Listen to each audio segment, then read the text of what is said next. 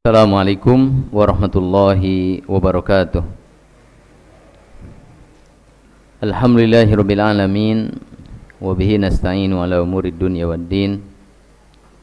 Wassalatu wassalamu ala Muhammadin khatamil anbiya wal mursalin wa ala alihi wa ashabihi ajmain.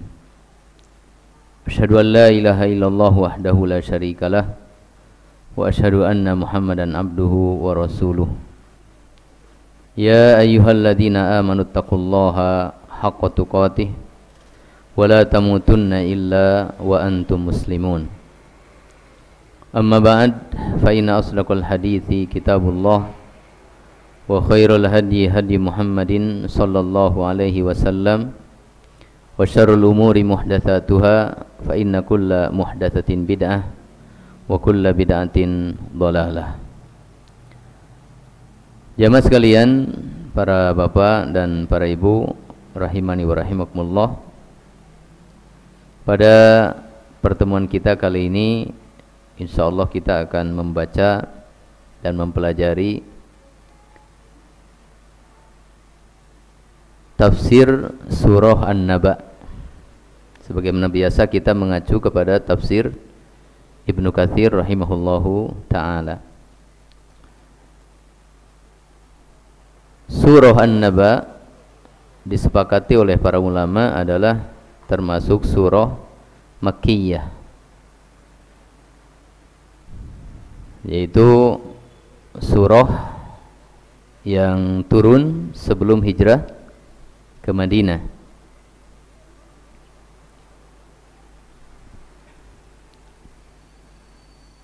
Surah ini dinamakan dengan An-Naba, diambil dari ayat yang kedua, Anin Naba'il Azim.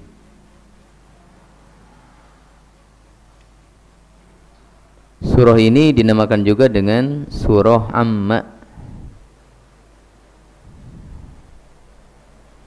Sebagian menamakan juga dengan surah Amma Yatasa'alun. Ya. Jadi penamaan-penamaan ini ya diambil dari kata-kata yang ada di dalam surat ini. Langsung saja kita masuk kepada surah An-Naba. A'udzubillahi minasyaitonir rajim. Bismillahirrahmanirrahim. Amma yatasaalun. Tentang perkara apakah mereka saling bertanya.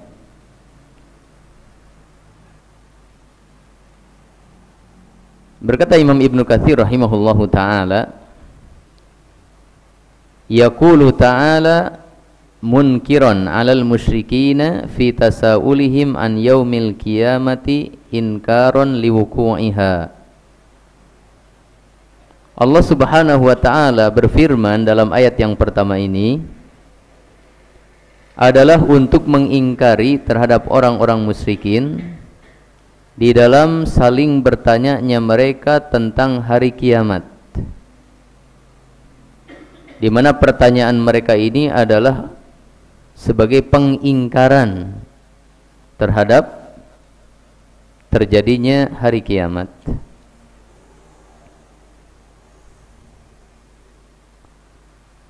An ayyi syai'in yatasaaluna an amril qiyamati wa huwa an-naba'ul azim, yakni al-khabarul ha'ilal mufzi'al bahira.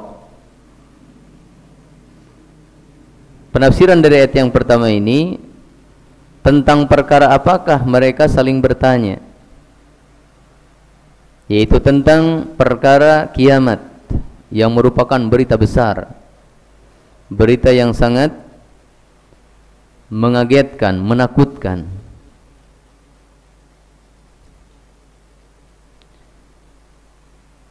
Qala Qatadah wa Ibnu Zaid an-naba'ul azimu al-ba'tsu ba'dal maut.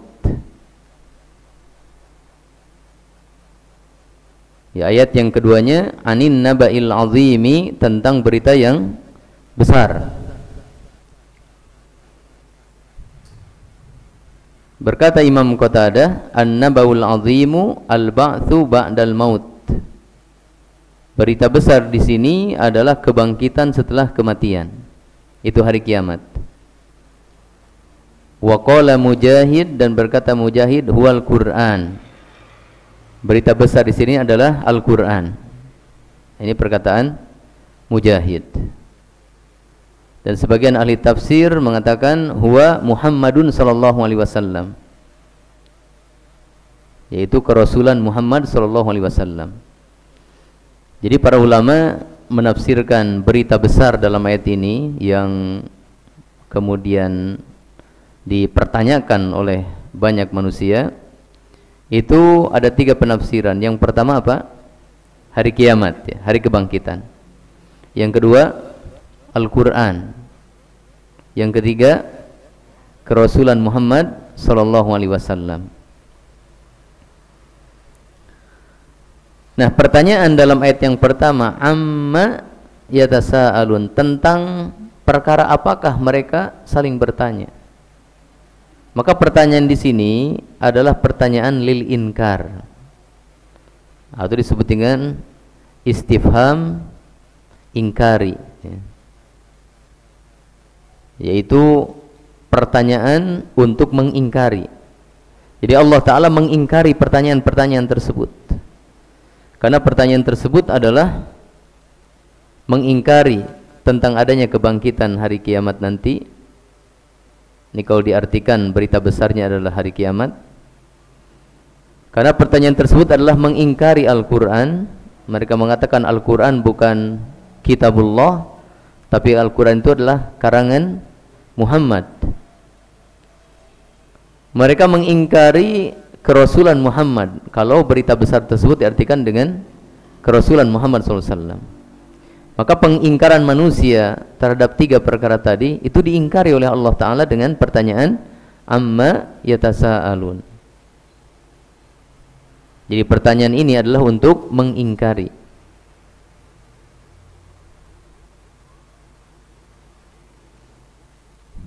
Kemudian alladzi hum fihi mukhtalifun, yang di dalamnya mereka saling berselisih.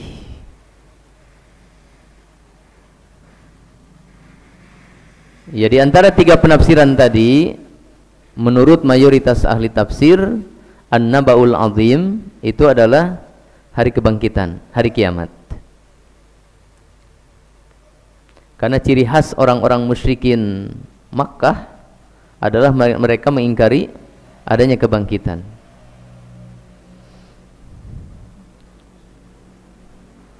Alladzi hum fihi mukhtalifun, yang di dalamnya mereka saling berselisih. Berkata Imam Ibnu Katsir, yakni an-nasa fihi ala qaulaini. Maksudnya bahwa manusia di dalam berita yang agung ini, yaitu tentang kebangkitan setelah habisnya dunia ini, yaitu pada hari kiamat, bahwa manusia di dalam masalah ini ala qaulaini, terdapat 2 pendapat,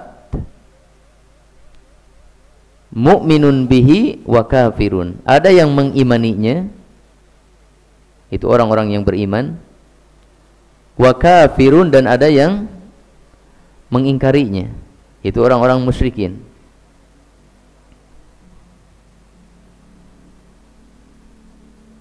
Jadi keadaan manusia ketika diberitakan nanti ada hari kebangkitan, maka sebagian manusia mengimaninya dan sebagian manusia mengingkarinya. Ini yang dimaksud dengan antara mereka terjadi perselisihan. Sebagian ahli tafsir mengatakan tentang perselisihan ini adalah perselisihan di dalam mengungkapkan pengingkaran. Pengingkaran terhadap kerasulan Muhammad SAW. Sebagian ada yang mengungkapkan dengan Muhammad itu adalah syair. Sebagian lagi mengungkapkan Muhammad itu adalah sahir. Sebagian lagi mengatakan kahin. Ada yang mengatakan penyair, penyihir, dukun. Ada yang mengatakan majnun, gila, dan seterusnya. Itu perselisihan ungkapan antara mereka di dalam mengingkari kerasulan Muhammad SAW. Otomatis itu juga mengingkari berita yang dibawa oleh Rasulullah SAW, termasuk berita tentang adanya kebangkitan atau hari kiamat nanti. Kemudian Allah Subhanahu wa taala mengancam. Berkata Imam Ibnu Katsir, "Tsumma qala ta'ala mutawaidan limunkiril qiyamah." Kemudian Allah taala berfirman pada ayat yang keempat dan kelima untuk mengancam orang-orang yang mengingkari kiamat. Kalla saya'lamun. Tsumma kalla saya'lamun. Sekali-kali tidak benar pengingkaran mereka itu. Saya'lamun, mereka akan mengetahuinya. Tsumma kalla, kemudian sekali-kali tidak benar pengingkaran mereka. Saya'lamun, mereka nanti akan mengetahuinya. Ini kalla kalau diartikan dengan lirrod'i. Rod'i itu artinya penolakan. Maka diartikan dengan sekali-kali tidak, artinya sekali-kali tidak benar apa yang mereka katakan. Tetapi kalau ada makna yang kedua, yaitu litahqiq, artinya sungguh. Nah, kalau diartikan dengan tahqiq, kalla saya'lamun, artinya apa? Sungguh mereka nanti akan mengetahui. Tsumma kalla saya'lamun, kemudian sungguh mereka nanti akan mengetahui tentang benarnya kerasulan Muhammad SAW, tentang benarnya Al-Quran adalah kitabullah. Tetapi yang lebih kuat dalam penafsiran ini adalah apa? Tentang kebenaran adanya kebangkitan. Mereka pasti akan mengetahuinya ketika mereka dibangkitkan. Sebab tentang adanya kebangkitan tersebut setelah mereka dibangkitkan, itu bukan cuma berita yang didengar oleh telinga, tetapi kejadian nyata yang disaksikan oleh mata. Apa yang disaksikan oleh mata itu lebih meyakinkan daripada apa yang didengar oleh telinga. Sekarang berita tentang kebangkitan banyak dalam Al-Quran, tapi mereka tidak meyakininya.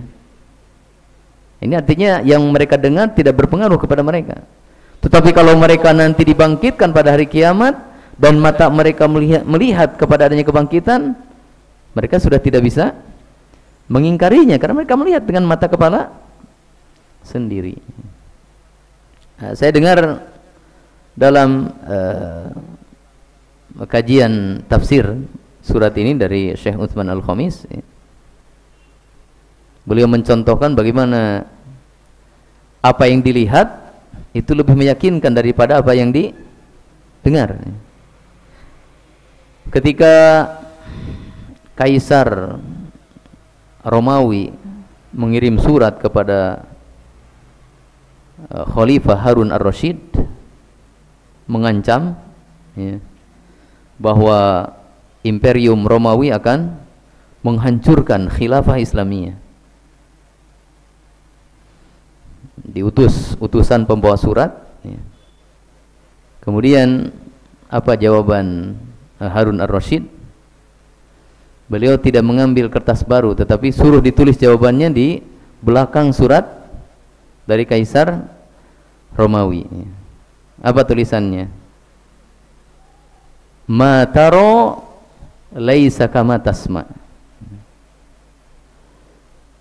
Maksudnya nanti kamu akan melihat tidak seperti apa yang kamu dengar.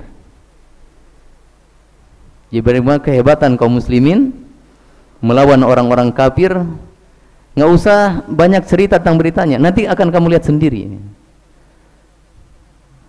Dan alhamdulillah kan kekaisaran Romawi apa? Hancur. Wilayah-wilayahnya dikuasai oleh khilafah Islamiyah. Ini menunjukkan bahwa apa yang dilihat ini lebih meyakinkan daripada apa yang didengar atau diberitakan.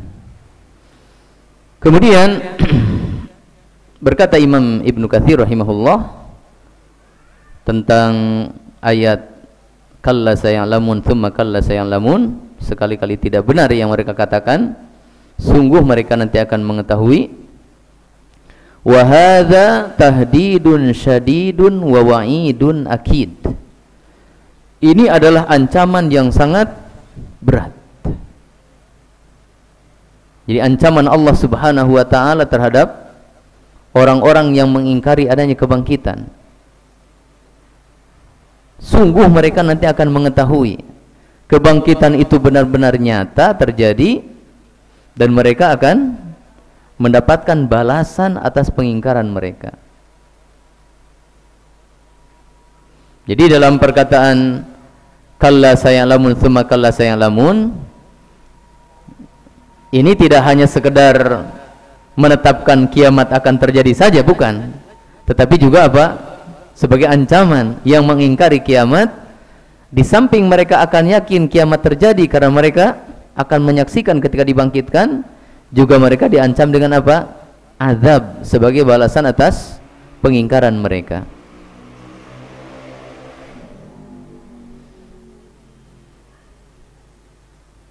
Kalau ada orang mengancam kan bisa bilang tunggu hari H-nya, kan gitu.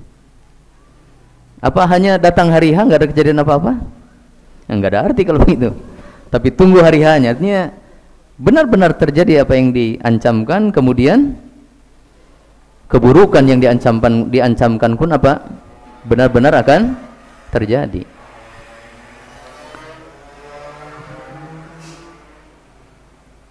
Ya.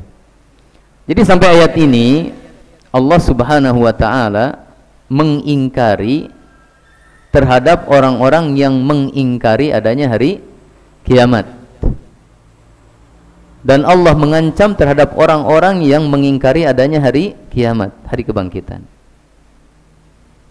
Nah, ini pelajaran dari ayat pertama sampai ayat 5 ya.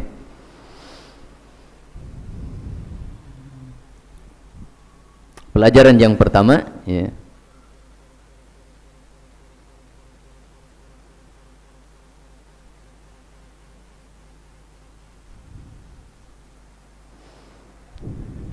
Pelajaran yang pertama adalah pengingkaran terhadap orang-orang yang mengingkari adanya kebangkitan.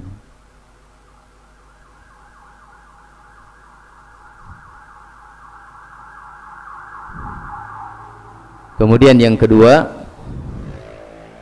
ancaman bagi orang-orang yang mengingkari adanya kebangkitan. Nah, tadi pengingkarannya di mana? Di ayat yang pertama ya. Amma yatasaalun. Itu pertanyaan untuk mengingkari. Kemudian ancamannya di mana? Kalla sayalamun. Jadi kalau ada orang yang menganggap berita tentang hari kebangkitan itu adalah isapan jempol belaka, dongeng belaka, harus diingkari itu. Dulu pernah ada yang mengatakan begitu ya, salah seorang tokoh. Itu harus diingkari. Kemudian disampaikan apa? Ancaman. Ya, kemudian ayat yang ke-6. Dari ayat 6 sampai ayat 16. Ayat 6 sampai ayat 16. 11 ayat ya. Berkata Imam Ibnu Katsir rahimahullahu taala, "Tsumma syara'a tabaraka wa ta'ala yubayyinu qudratahu al-'azimata 'ala khalqil asya'il gharibati wal umuril ajibati ad-dallati 'ala qudratihi 'ala ma yasha'u min amril ma'adi wa ghairihi." Di sini Imam Ibnu Katsir menjelaskan bahwa dari ayat 6 sampai ayat 16 Allah Subhanahu wa taala mulai menjelaskan tentang kekuasaan Allah yang agung untuk menciptakan segala sesuatu yang aneh, menciptakan segala sesuatu yang menakjubkan, yang menunjukkan bahwa Allah Maha mampu untuk mengadakan kebangkitan. Jadi ayat 6 sampai ayat 16 intinya kesimpulan dari perkataan Imam Ibnu Katsir, di sini Allah Ta'ala menyebutkan tentang kemahakuasaannya. Kemahakuasaannya untuk menciptakan perkara-perkara yang menakjubkan yang kita saksikan di dunia ini, bahkan disaksikan dan diakui juga oleh orang-orang kafir, orang musyrik, bahwa sebagaimana Allah Ta'ala maha mampu menciptakan perkara-perkara yang menakjubkan yang kalian saksikan sekarang, Allah juga maha mampu untuk mengadakan perkara yang menakjubkan yang kalian ingkari, yaitu apa? Kebangkitan. Jadi penyebutan bukti-bukti kekuasaan Allah dari ayat 6 sampai ayat 16 itu maksudnya adalah untuk membuktikan bahwa Allah maha mampu untuk mengadakan kebangkitan. Allah maha mampu untuk membangkitkan kembali manusia setelah kematian mereka, yaitu pada hari kiamat, untuk membalas amal perbuatan mereka. Ayat 6, Alam naj'alil arda mihada, bukankah kami telah menjadikan bumi terhampar? Berkata Imam Ibnu Katsir, ay mumahadatan lil khalaiki dhalulan lahum qarratan sakinatan thabitatan, bahwa Allah Ta'ala telah menjadikan bumi ini terhampar untuk makhluk-makhluk, menjadikan bumi ini menetap, tidak goyang, tidak bergerak-gerak, sehingga bisa dihuni oleh manusia dan makhluk yang lain.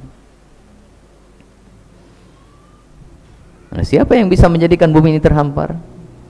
Siapa yang mampu melakukannya? Hanya Allah Subhanahu wa Ta'ala. Maka sebagaimana Allah Ta'ala maha mampu menjadikan bumi ini terhampar sehingga makhluk-makhluk bisa menetap di bumi ini, Allah juga maha mampu untuk mengadakan hari kebangkitan. Wal jibala autada, bukankah kami yang menjadikan gunung-gunung itu sebagai pasak bagi bumi? Ay ja'ala laha autadan arsaha biha wa thabbataha wa qarraraha hatta sakanat wa lam tadrib biman 'alaiha. Bukankah Allah yang telah menjadikan untuk bumi ini pasak-pasak yang dengannya Allah Ta'ala mengokohkan, menetapkan bumi ini sehingga bumi ini diam, tidak berguncang-guncang, sehingga bisa dihuni oleh manusia dan makhluk yang lainnya. Allah mampu melakukan itu, maka Allah juga maha mampu untuk membangkitkan kembali manusia setelah kematian. Kemudian, wa khalaqnakum azwaja, bukankah kami telah menciptakan kalian berpasang-pasangan, ada laki-laki, ada perempuan. Berkata Imam Ibnu Katsir, yakni dzakaron wa untha, ada laki-laki, ada perempuan, yatamatta'u kullun minhuma bil akhari wa yahsulut tanasulu bidzalika, di mana masing-masing jenis saling menikmati dari jenis yang lain sehingga dengannya terjadilah keturunan. Hanya Allah yang mampu melakukan itu. Maka Allah juga mampu mengadakan kebangkitan setelah kematian. Kemudian waja'alna naumakum subata, dan kami jadikan tidur kalian sebagai istirahat. Berkata Imam Ibnu Katsir, ay qat'an lil harakati litahsular rahatu min kathrati tirdadi was-sa'i fil ma'ayishi fi ardin nahar, fi irdin nahar. Allah Ta'ala telah menjadikan tidur sebagai subata, ay qat'an lil harakati, untuk menghentikan gerakan, litahsular rahatu, supaya tercapai istirahat.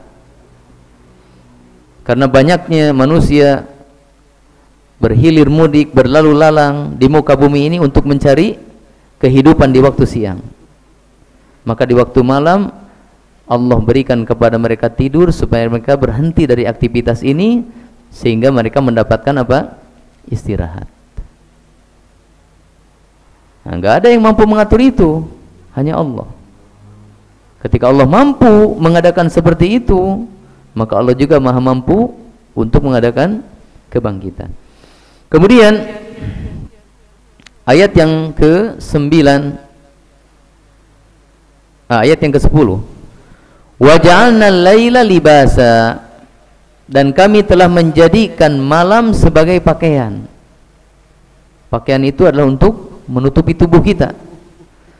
Maka pakaian juga adalah untuk menutupi waktu siang dan menutupi kita, diri kita di waktu malam.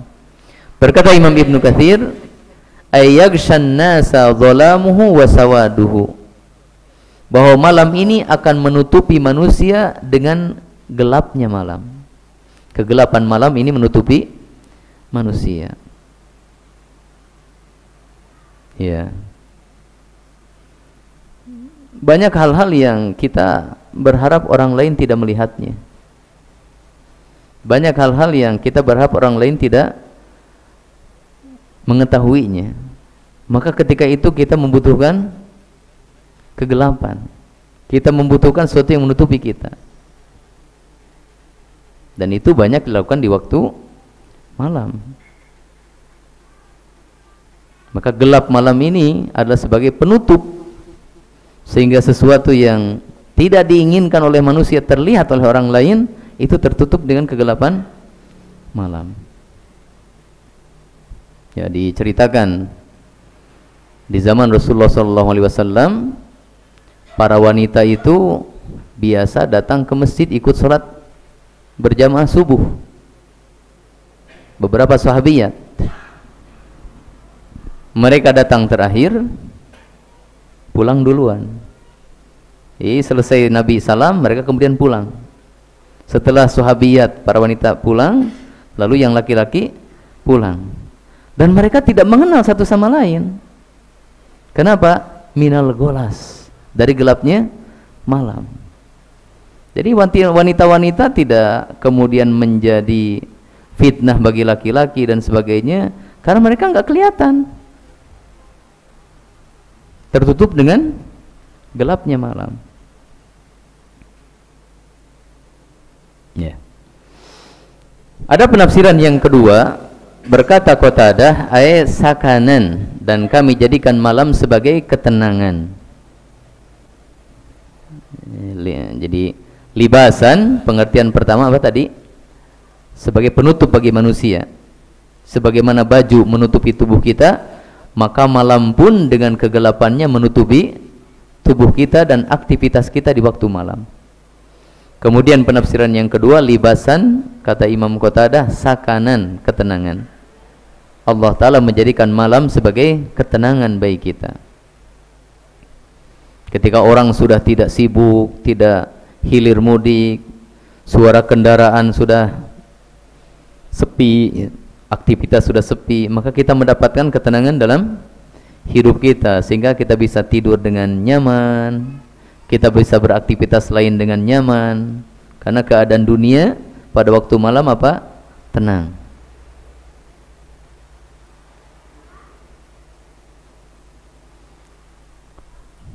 Kemudian ayat yang ke-11, wa ja'alna an-nahara ma'asha, dan kami jadikan waktu siang sebagai waktu untuk mencari penghidupan dunia. Kami menjadikan siang sebagai waktu untuk mencari penghidupan dunia.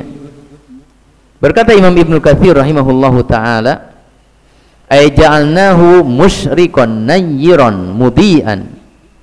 Kami jadikan siang itu terang benderang. Liyatamakkanan nasu minat tasarrufi fihi, supaya manusia bisa beraktivitas. Wadhahabi wal maji'i, bisa pergi, bisa datang, bisa pulang. Lil ma'ashi wat takassubi wat tijarati wa ghairi dzalika, untuk mencari penghidupan, untuk berdagang, untuk bekerja dan yang lainnya. Artinya bahwa Allah yang mengatur malam sebagai waktu untuk istirahat dan Allah yang mengatur siang sebagai waktu untuk beraktivitas mencari penghidupan. Maka sebagaimana Allah Ta'ala bisa mengatur waktu malam dan waktu siang dengan berbagai aktivitas, Allah juga maha mampu untuk apa? Mengadakan kebangkitan setelah kematian. Kemudian ayat yang ke-12, wa banaina fawqakum sab'an shidada, dan kami bangun di atas kalian 7 langit yang kokoh. Bila kita menengadah ke atas, maka kita saksikan ada payung untuk bumi ini, yaitu langit, sebagai atap bagi bumi ini. Nah, langit tersebut ada 7 lapis, di mana langit tersebut kokoh, tidak runtuh, walaupun tidak ada tiang yang menyangganya. Dan langit itu sungguh lebih besar daripada bumi ini, karena langit adalah atap bagi bumi dan planet-planet lainnya. Nah, disebutkan dalam beberapa atsar, saking kokohnya dan agungnya bumi ini, langit ini ya. Pertama, ketebalan langit itu, satu langit tebalnya adalah perjalanan 500 tahun. Kemudian jarak langit yang satu ke langit yang berikutnya adalah perjalanan 500 tahun juga. Dan semuanya ada 7. Ya. Dan dikatakan dalam sebuah hadis, tidak ada satu jengkal pun tempat di langit kecuali di situ ada malaikat yang sujud atau ruku atau berdiri atau bertasbih atau bertakbir.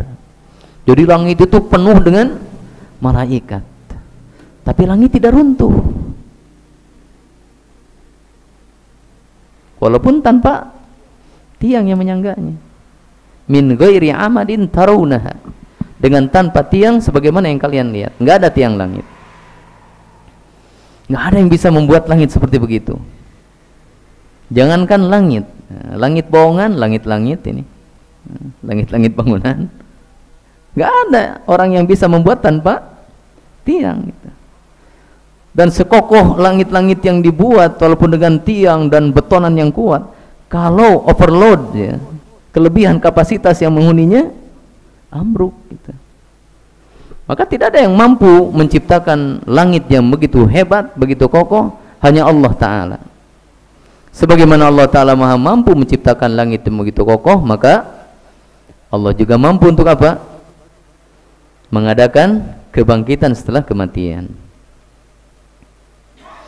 Kemudian ayat yang ke-13, wa ja'alna sirajan wahhaja, dan kami telah menciptakan pelita yang terang benderang. Siraj, pelita, lampu yang terang benderang, yang sangat terang benderang. Maksudnya apa? Matahari. Berkata Imam Ibnu Katsir, yakni asy-syamsa al-munirata ala jami'il alam. Yang dimaksud dengan pelita yang terang benderang adalah matahari yang sangat terang, yang menerangi seluruh alam. Allati yatawahhaju dawuha li ahli al-ardi kullihim, yang mana sinarnya ini akan menerangi seluruh penduduk bumi. Nggak ada yang mampu menciptakan matahari kecuali Allah Ta'ala. Maka sebagaimana Allah Ta'ala maha mampu menciptakan matahari, Allah juga maha mampu mengadakan kebangkitan. Kemudian ayat yang ke-14, wa anzalna minal mu'sirati ma'an thajjaja, dan kami telah menurunkan dari awan air hujan yang turun dengan deras. Air hujan yang turun dengan deras. Berkata Imam Ibnu Katsir rahimahullahu taala, Qala al-Aufi an Ibni Abbasin, berkata al-Aufi dari Ibnu Abbas, al-mu'sirat ar-rih. Mu'sirat adalah angin. Jadi, dan kami turunkan dari angin air hujan yang turun dengan deras. Kemudian penafsiran yang kedua tentang mu'sirat, nah, ini juga datang dari Ibnu Abbas, ay minas sahabi, dan kami turunkan dari mu'sirat. Mu'sirat itu artinya awan. Jadi penafsiran kedua adalah awan. Jadi di sini tentang mu'sirat yang menjadi sumber turunnya hujan ada dua penafsiran. Yang pertama apa? Angin. Yang kedua awan. Dan sesungguhnya dua penafsiran ini tidak bertolak belakang. Kenapa? Ya karena awan dia yang menjadi sumber turunnya hujan dan angin yang apa? Menggerakkannya. Bisa jadi langit kita di atas kita ini terang benderang, mendungnya di sebelah sana jauh, mungkin di mana, di sana itu Cirebon mungkin nih, mendungnya di sana. Tapi tiba-tiba Cirebon yang mendung gak turun hujan, hujannya di sini. Allah yang menggerakkan tersebut, menggerakkan awan-awan dengan meniupkan apa? Angin. Jadi maksudnya awan yang menjadi sumber turunnya hujan dan angin yang apa? Menggerakkan hujan tersebut. Jadi ini bukan penafsiran yang bertolak belakang, tetapi menceritakan tentang alurnya. Kemudian ayat yang ke-15, linukhrija bihi habban wa nabata, supaya kami menumbuhkan dengan air hujan tersebut biji-bijian dan tanam-tanaman. Ya, bahwa dengan turunnya hujan ini lalu Allah Ta'ala menumbuhkan pohon-pohon atau tumbuhan-tumbuhan yang mengeluarkan biji yang menjadi makanan pokok bagi manusia. Juga menumbuhkan tanaman-tanaman lain yang dibutuhkan oleh manusia. Ya, manusia itu walaupun dia omnivora, ya, pemakan segala, tapi hampir kebanyakan manusia, mungkin seluruhnya, makanan pokoknya adalah dari tumbuhan. Walaupun dia pecinta daging atau ikan atau apa, tapi makanan pokok hampir semuanya apa? Dari tumbuhan. Kita biji-bijiannya apa? Beras kan, padi. Kalau di luar sana gandum kan. Terus kita rencangnya apa? Rencang itu lauknya kan. Ada bayam, ada kangkung, tumbuh-tumbuhan. Di sana juga sama begitu. Jadi makanan pokoknya dari tumbuh-tumbuhan. Nah, hanya Allah yang maha mampu untuk menghidupkan dan menumbuhkan tumbuh-tumbuhan yang menjadi kebutuhan pokok manusia, juga makhluk yang lain. Maka Allah juga maha mampu untuk apa? Mengadakan kebangkitan.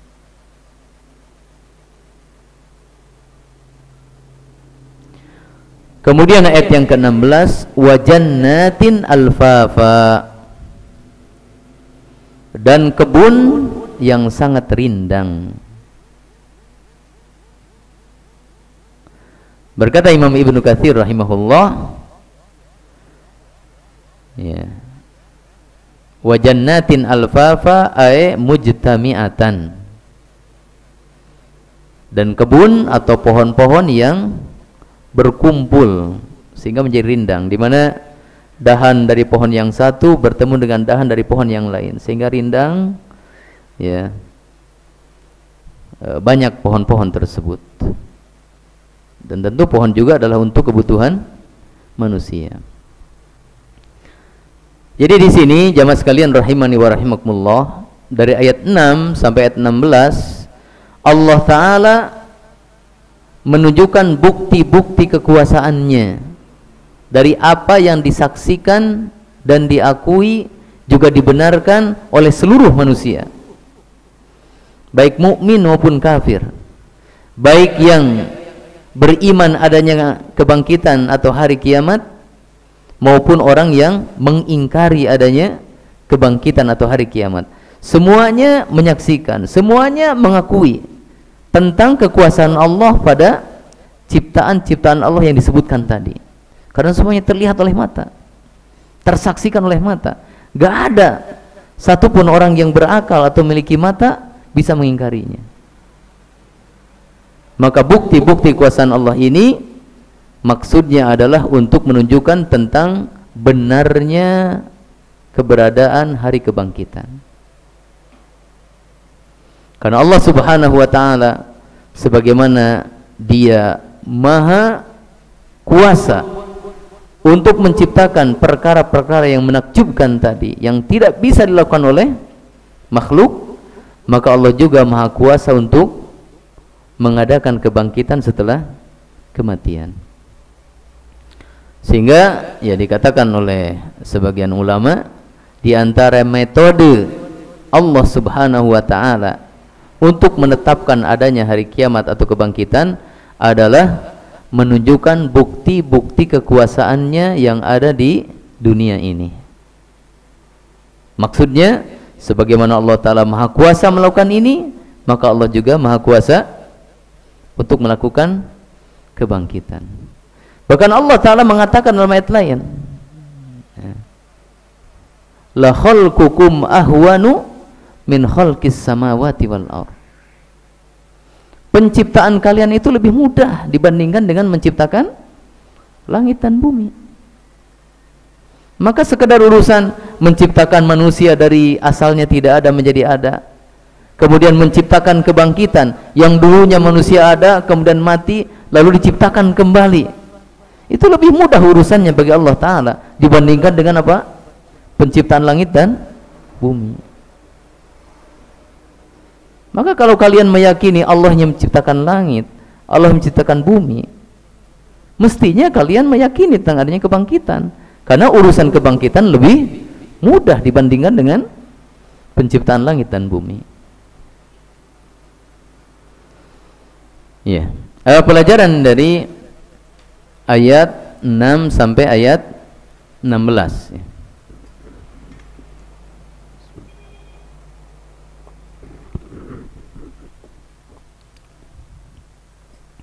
Yang pertama,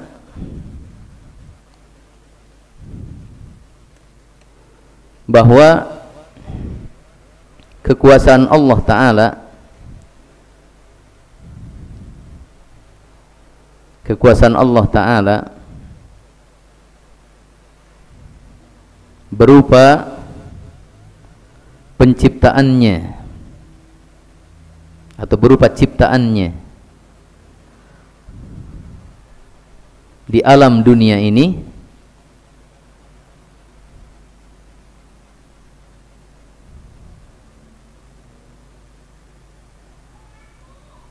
adalah menjadi dalil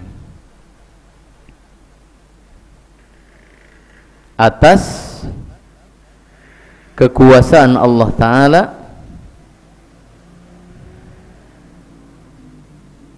atas kekuasaan Allah Ta'ala untuk membangkitkan manusia setelah kematian.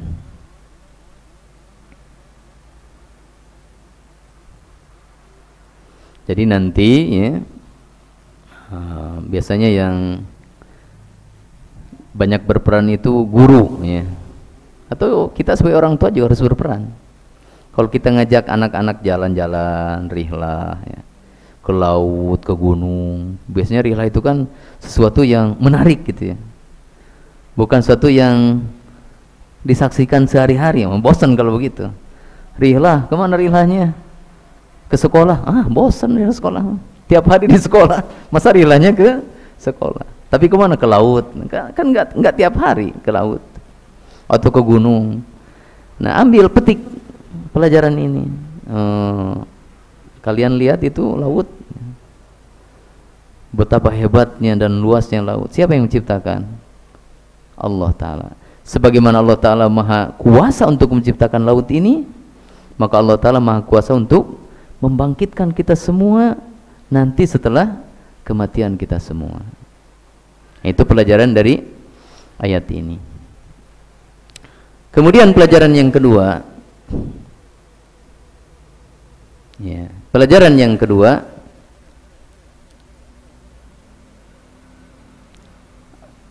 tahapan di dalam membuktikan kebenaran, tahapan dalam membuktikan kebenaran dengan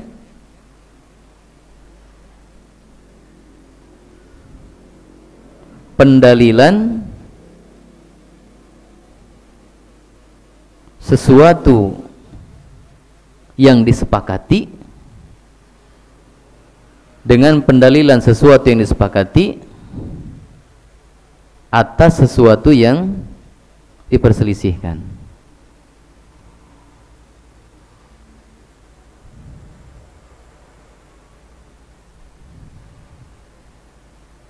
Jadi tahapan dalam membuktikan kebenaran adalah dengan pendalilan sesuatu yang disepakati atas sesuatu yang diperselisihkan. Di sini Allah Ta'ala menempuh tahapan untuk membuktikan kebenaran bahwa kebangkitan itu pasti terjadi, benar terjadi. Tahapan ini ditempuh kepada orang-orang yang apa? Mengingkari. Kalau sekedar ditakrir, apa takrir itu? Diberitakan, kiamat itu pasti terjadi. Mereka sudah biasa mendengar itu, tapi mereka tidak percaya, kan gitu. Silakan kamu ngomong 1000 perkataan atau apa, silakan, tapi saya tidak percaya. Maka terhadap orang yang mengingkari sesuatu, kita perlu untuk menempuh tahapan bagaimana mereka mempercayainya dengan adanya bukti-bukti yang menunjukkan kebenaran yang disampaikan. Nah, di antaranya adalah apa? Menjadikan perkara yang disepakati sebagai dalil untuk pembenaran terhadap sesuatu yang diperselisihkan. Bahwa ciptaan-ciptaan Allah yang disebutkan tadi itu disepakati. Disepakati oleh orang yang percaya adanya hari kiamat dengan orang yang tidak percaya adanya hari kiamat. Ini fakta-fakta tadi disepakati. Nah, fakta-fakta yang disepakati tadi kemudian dijadikan dalil terhadap perkara yang diperselisihkan, yaitu apa? Tentang ada atau tidak ada kebangkitan itu. Orang beriman mengatakan kebangkitan ada. Orang musyrik mengatakan kebangkitan tidak ada. Ya, maka di sini kita, karena tujuan pokoknya kan supaya dia beriman gitu. Cari, tempuh tahapan-tahapan, cara-cara bagaimana dia kemudian bisa menerima kebenaran bahwa kebangkitan itu ada. Nah, diantaranya adalah gunakan hal-hal yang disepakati antara kita dengan mereka yang tidak percaya ini sebagai bukti bahwa kebangkitan itu benar terjadi. Nah, di sini Allah Ta'ala menjadikan penciptaan yang disaksikan dan diakui baik oleh orang yang percaya kepada adanya kebangkitan ataupun orang yang tidak percaya adanya kebangkitan, itu dijadikan sebagai bukti tentang benarnya ada kebangkitan. Kamu percaya ada hari kiamat? Enggak. Coba lihat langit. Kamu percaya ada langit? Iya. Siapa yang menciptakan langit? Allah. Kok Allah mampu menciptakan langit? Ya iyalah, Allah kan maha kuasa atas segala sesuatu. Nah, kamu mengakui kan Allah maha kuasa atas segala sesuatu. Maka apakah Allah tidak berkuasa untuk membangkitkan manusia setelah kematian? Nah, itu maksudnya menjadikan apa yang disepakati oleh lawan sebagai dalil untuk membenarkan apa yang diingkari oleh mereka, ditentang oleh mereka.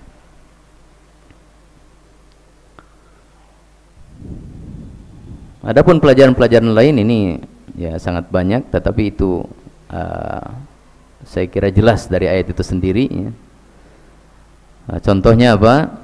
baik pelajaran berkaitan dengan pelajaran pengetahuan umum umpamanya, sains ya. Bagaimana bumi ini? Nah, di sini ada bumi adalah terhampar. Apakah bulat bundar atau apa? Datar gitu. Di sini sebutnya pokoknya apa? Terhampar. Bulat bundar juga kalau luas kan terhampar juga. Kalau semut berada di bola, perasaan semut apa? Datar aja gitu. Ya. Pokoknya bagaimana bentuk bumi? Apakah bulat bundar atau datar? Nah, Al-Quran menjawab terhampar. Karena itu memang ada perselisihan antara para ulama ya. Walaupun kebanyakan ulama mengatakan bumi memang bulat ya. Tapi karena hamparannya luas maka terasa datar. Kemudian bagaimana gunung menjadi pasak bumi ya. Kan itu berpengaruh juga kepada ilmu geologi ya. Gunung jangan babat semua ini, dikeruk batunya, dikeruk pasirnya. Kenapa? Karena itu akan memberikan pengaruh kepada kestabilan bumi gitu. Karena Allah menjadikan ini sebagai pasak pengokoh. Dengan pasaknya dicabut. Kalau tenda pasaknya dicabut apa? Runtuh gitu. Maka ya mengeksploitasi banyak gunung sehingga menjadi rata itu termasuk apa? Sebab-sebab yang kemudian Allah Ta'ala menimpakan musibah kepada manusia. Zaharul fasadu fil bari wal bahri bima kasabat aydin nas. Dulu itu mungkin tidak setahun sekali ya gempa, tapi sekarang kok sering banget gempa. Iya. Secara syar'i memang iya. Dekat hari kiamat sering gempa. Secara kauni ini juga Allah telah menjelaskan di sini. Pasaknya banyak yang dicabut. Bahkan Syekh Ibnu Utsaimin menyatakan bahwa setinggi gunung menjulang, sedalam itulah gunung terpasak ke dalam bumi. Jadi kalau ketinggian gunung ini adalah 3 km, maka ke bawahnya juga terpasak 3 km, kata beliau begitu di tafsirnya. Ya, wallahu ta'ala alam. Kemudian pengaturan tentang apa namanya? Pernikahan jenis manusia jelas di sini ya. Jadi jangan suka sesama jenis ya. Nah, kemudian secara pengaturan waktu, beraktivitas di waktu siang, jangan banyak tidur siang, dan beristirahat di waktu malam, jangan dibalik. Siang tidur, malam beraktivitas, itu bahaya itu.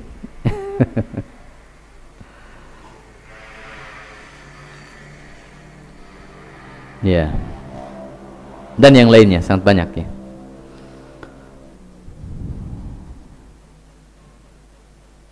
Kita baca sampai ayat 20 ya. Karena ini ada 40 ayat.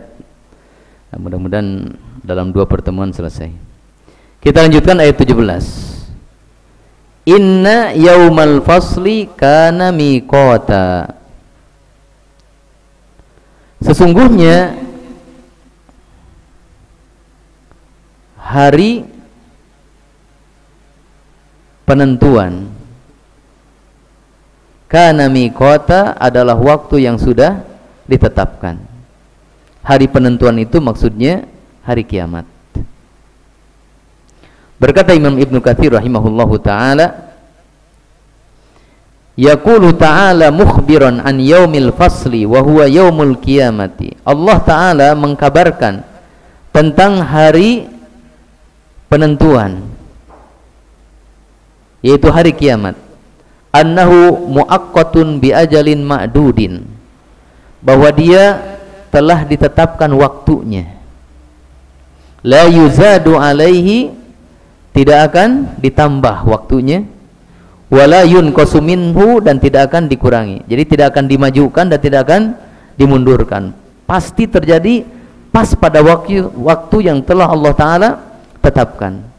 Wala ya'lamu waqtahu 'ala ta'yin, dan tidak ada yang mengetahui waktunya secara pasti illallahu azza wa jalla, kecuali Allah azza wa jalla. Jadi setelah Allah Ta'ala membicarakan tentang ayat-ayat kauniyah yang disepakati oleh semua manusia sebagai dalil tentang adanya hari kebangkitan atau hari kiamat, kemudian Allah menceritakan tentang hari kiamat itu dan apa yang akan terjadi pada hari kiamat tersebut.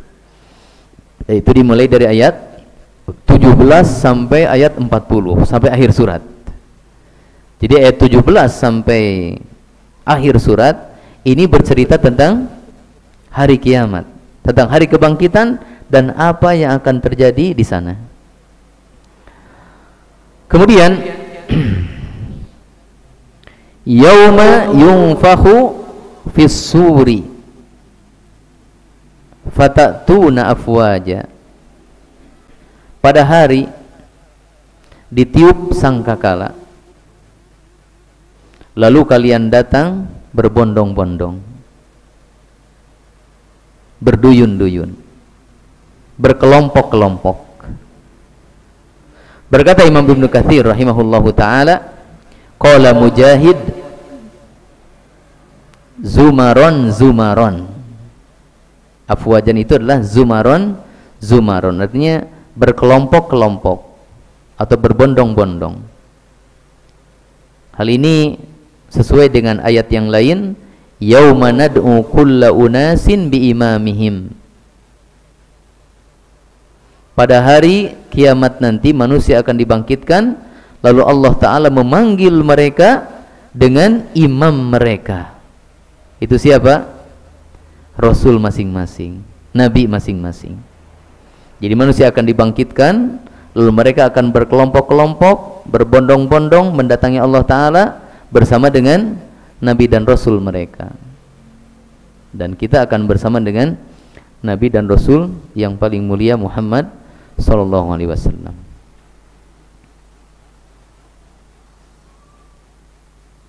Berkata Imam Ibnu Jarir, yakni ta'ti kullu ummatin ma'a rasuliha. Maksudnya bahwa setiap umat akan dibangkitkan dan akan mendatangi Allah Ta'ala bersama dengan rasulnya masing-masing. Kemudian Imam Ibnu Katsir beliau menukil hadis yang diriwayatkan oleh Imam Bukhari dari Abu Hurairah radhiyallahu an, ma bainan nafkhataini arba'un. Rasulullah SAW bersabda, antara dua tiupan sangkakala itu ada 40. Qalu arba'una yauman, apakah 40 hari? Qala abaitu. Qalu arba'una syahron, apakah 40 bulan? Qala abaitu. Qalu arba'una sanatan, apakah 40 tahun? Qala abaitu. Ya, Rasulullah mengatakan akan ada dua tiupan. Tiupan yang pertama adalah tiupan yang mematikan seluruh makhluk. Tiupan yang kedua adalah tiupan yang membangkitkan seluruh makhluk. Maka yang diceritakan dalam ayat 18, pada hari ditiup sangkakala lalu kalian datang berbondong-bondong. Ini maksudnya tiupan yang kedua, karena ini adalah tiupan kebangkitan. Nah, jarak antara tiupan pertama yang mematikan seluruh makhluk dengan tiupan yang kedua itu adalah 40. Tapi Nabi tidak menyebutkan apakah 40 hari atau 40 bulan atau 40 tahun. Nabi menolak untuk menjawabnya. Pokoknya 40 saja. Atau 40 jam. Wallahu ta'ala alam. Nah, ini sangkakalanya sangkakala yang sama. Jadi sangkakala cuma satu, tapi ditiupnya 2 kali. Ada juga yang mengatakan ditiupnya 3 kali. Ini saya dengar dari penjelasan Syekh Utsman Al-Khamis, kisah Imam Asy-Sya'bi. Beliau pergi dari Irak menuju Syam. Ketika beliau di Syam singgah di satu masjid, beliau sholat di situ, dan di situ sedang ada pengajian. Tetapi pengajiannya adalah al-qasas, ya. Qasas itu tukang cerita. Nah, tukang mendongeng gitu. Jadi orang berceramah dengan metode cerita-cerita, entah benar atau tidak, sudah ada sejak dulu itu. Yang oleh Umar bin Abdul Aziz, ini para qasas, penceramah tukang dongeng ini ditangkap di penjara. Nah, karena mereka tidak memberikan kebaikan, justru malah merusak akidah umat. Nah, ketika sedang sholat, beliau mendengar si penceramahnya mengatakan, ditiuplah sangkakala, hancurlah dunia ini. Lalu diambil sangkakala yang kedua, ditiup lagi. Jadi beda sangkakalanya, trompetnya beda. Ketika sedang sholat, kata beliau, sampai aku ingin cepat selesai dari sholat untuk menegur. Setelah selesai sholat, lalu beliau menegurnya, kamu berbohong. Rasulullah menyebutkan cuma satu sangkakala, kamu menyebutkan dua. Marah ini si penceramahnya, sampai Imam Syafi'i dipukul oleh si penceramah, lalu jamaahnya pun ikut mengeroyok katanya. Hanya karena mempertahankan sangkakala cuma satu, sementara mereka mengatakan sebagaimana dikatakan guru, ya, sangkakalanya ada dua. Ini maksudnya bahwa sangkakala cuma satu, ya, tapi ditiup dua kali, dan peniupnya pun cuma satu, yaitu Israfil. Rasulullah SAW mengatakan, bagaimana aku akan tersenyum, bagaimana aku akan tertawa, sementara sangkakala sudah dikulum di dalam mulut Israfil. Jadi ujungnya sudah ada di mulut Israfil, tinggal menunggu perintah Allah untuk ditiup. Kalau sudah ditiup, binasalah semua makhluk. Kemudian Rasulullah SAW mengatakan, setelah 40 jaraknya ini, dari tiupan pertama ke tiupan kedua, lalu ditiup tiupan yang kedua, thumma yunzilullahu minas sama'i ma'an fayanbutuna kama yanbutul baqlu laisa minal insani syai'un illa yabla illa azman wahidan wa huwa ajbudz dzanabi wa minhu yurkabul khalqu yaumal qiyamah. Kemudian setelah tiupan yang kedua, Allah Ta'ala menurunkan hujan dari langit, maka kalian akan tumbuh sebagaimana tumbuhnya sayur-sayuran.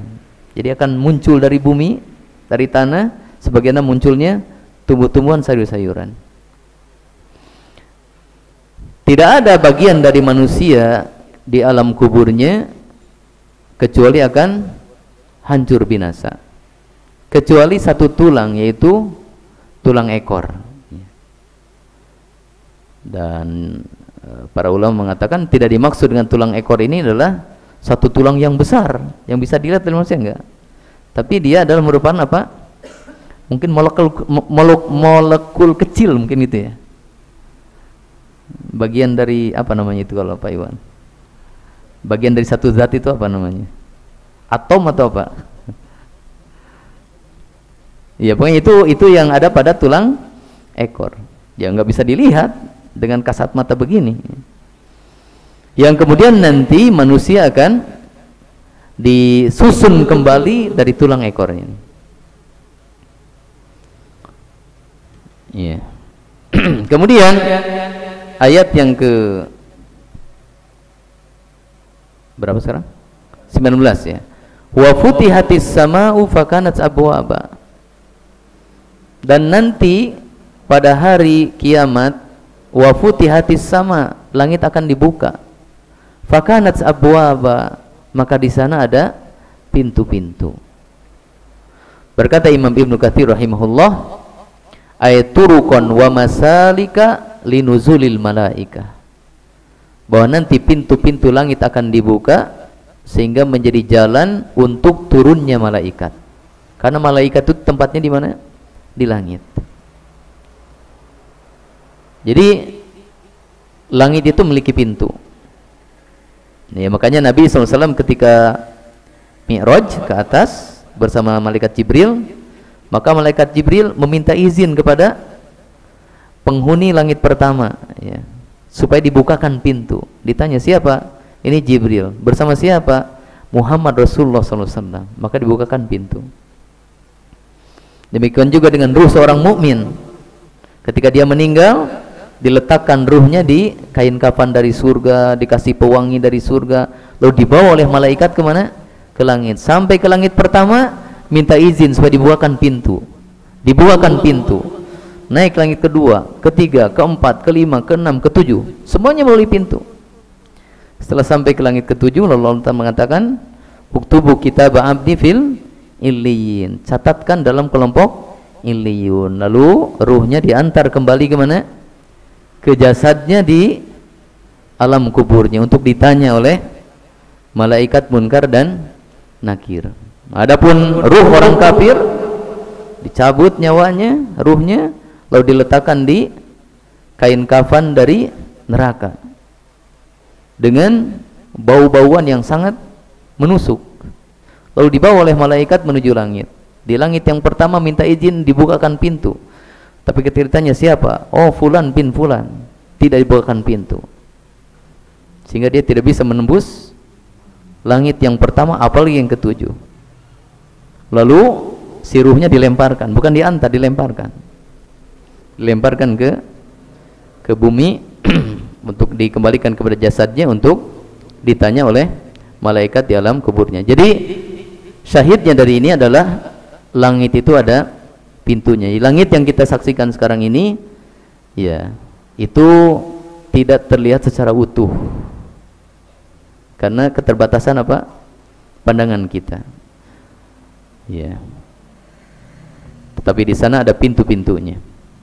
Kemudian ayat yang ke-20, wasuyyiratil jibalu fakanat saraba, dan gunung-gunung akan digerakkan, maka gunung menjadi fata morgana. Apa fata morgana itu? Sesuatu yang nampaknya ada padahal tidak ada. Ya. Maka dikatakan oleh Imam Ibnu Katsir di sini, ay yukhayyalu ilan naziri annaha syai'un wa laysat bisyai'in wa ba'da hadza tadhhabu bil kulliyati fala aina wala athara. Yang dimaksud dengan gunung itu menjadi fata morgana di hari kiamat nanti, bahwa akan dihayalkan kepada penglihatan manusia sepertinya ada gunung, tetapi ternyata ketika didatangi gunung itu tidak ada. Gunung itu pergi, hancur, sudah tidak wujudnya lagi. Dalam ayat lain Allah Ta'ala berfirman, wa takunul jibalu kal ihnil manfush, dan gunung-gunung yang kita saksikan sekarang menjadi pasak bagi bumi, berdiri kokoh, pada hari kiamat nanti akan berterbangan seperti kapas yang ditiup. Ya. Dalam ayat lain Allah Ta'ala berfirman, wa yas'alunaka 'anil jibal faqul yansifuha rabbi nasfa. Mereka bertanya kepadamu tentang gunung, bagaimana gunung nanti pada hari kiamat? Faqul, maka katakanlah, yansifuha rabbi nasfa, Allah akan menghancurkannya sehancur-hancurnya. Sudah tidak ada gunung lagi nanti pada hari kiamat, semuanya dicabut dan diterbangkan, dihancurkan semuanya. Ya jemaah sekalian rahimani wa rahimakumullah, sampai ayat 20 dulu. Insyaallah nanti kita ambil pelajaran dari ayat 17 sampai 20. Ini bersambung dengan ayat berikutnya. Ya. Dan ayat-ayat berikutnya adalah tentang penduduk neraka dengan penduduk surga. Ya, kalau ada pertanyaan saya persilakan.